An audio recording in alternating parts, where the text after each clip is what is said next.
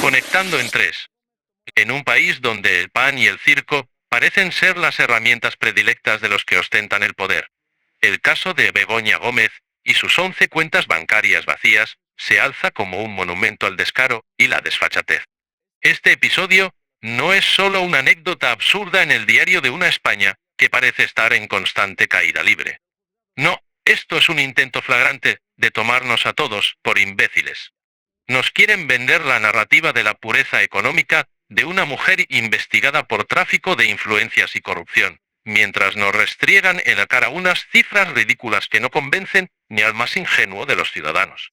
Seamos claros, no estamos hablando de un error de cálculo o de una investigación que apenas empieza. Estamos hablando de una burla abierta a la inteligencia de todos los españoles. ¿De verdad esperan que creamos que una persona vinculada a negocios turbios, tráfico de influencias y corrupción, tiene 40 euros y 25 céntimos como patrimonio financiero? Es como si un ladrón de bancos se declarara inocente, porque su cuenta corriente solo muestra el saldo de una propina olvidada. La trama es tan obvia que da vergüenza ajena. Nos muestran esas cuentas vacías como si fueran una prueba irrefutable de inocencia. Una especie de, miren, aquí no hay nada que ver, sigan circulando. Pero el truco es tan burdo que ni siquiera necesitan ocultarlo bien. Saben que vivimos en un país donde el ruido mediático, los debates vacíos y las cortinas de humo son suficientes para desviar la atención del núcleo del problema. El abuso sistemático de poder y la falta de consecuencias reales. Frente a este panorama de burla institucional, no podemos evitar recordar el ejemplo histórico de Rumanía, un país que en un momento de su historia demostró que la paciencia del pueblo tiene un límite.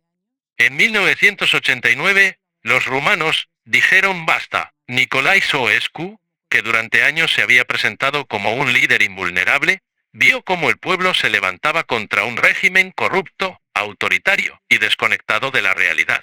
En cuestión de días, el dictador pasó de dar discursos a ser juzgado y ejecutado. ¿Por qué? Porque el pueblo decidió que no iba a tolerar ni un minuto más el engaño, el abuso y la arrogancia. ¿Estamos diciendo que España necesita un levantamiento de esas proporciones?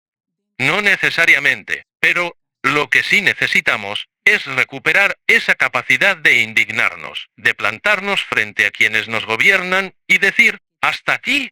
Porque cada vez que permitimos que casos como el de Begoña Gómez se conviertan en anécdotas sin consecuencias, estamos enviando un mensaje claro. Volvamos al caso que nos ocupa, porque no podemos dejar pasar el espectáculo que han montado con estas cuentas vacías. 11 cuentas, distribuidas entre titularidades, autorizaciones y representaciones, como si eso le diera un aire de complejidad financiera a una operación que no tiene ni pies ni cabeza. ¿Por qué una persona que apenas maneja 40 euros necesita tantas cuentas? ¿Por qué esa lista está incompleta, según el informe? ¿Qué nos están ocultando? La respuesta es evidente. No nos están ocultando todo, porque ni siquiera necesitan hacerlo. Les basta con arrojar una migaja de información al público, adornada con tecnicismos y burocracia, para que el ruido mediático haga el resto. Mientras tanto, lo verdaderamente importante, la verdad sobre el tráfico de influencias, las conexiones con negocios turbios y el papel de Gómez como posible beneficiaria de la posición de su marido, queda enterrado bajo titulares absurdos y debates inútiles. El problema más grave no es que intenten engañarnos. El problema es que lo consiguen. Y lo consiguen porque hemos normalizado el cinismo.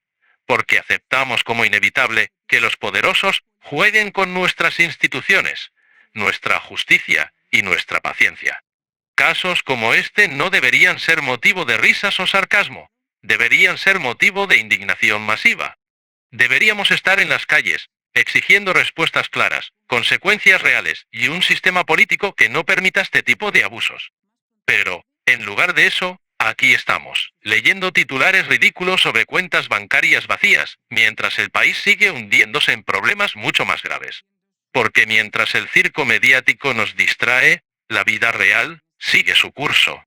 La inflación, los precios de la vivienda, la precariedad laboral, todo sigue igual, o peor, mientras los que deberían dar ejemplo, se ríen de nosotros desde sus tronos de arrogancia. Este no es solo un caso aislado. Es un síntoma de algo mucho más profundo, la desconexión total entre quienes nos gobiernan y quienes los elegimos. Y si seguimos permitiendo que nos mientan en la cara, que nos traten como idiotas y que jueguen con nuestras instituciones, no nos quedará nada. Ni justicia, ni democracia, ni dignidad. Así que tomemos ejemplo de Rumanía.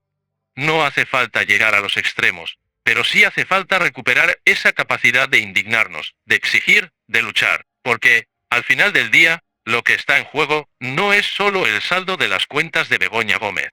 Es nuestra capacidad como sociedad de decir, basta, basta de engaños, basta de abusos, basta de permitir que nos tomen por tontos.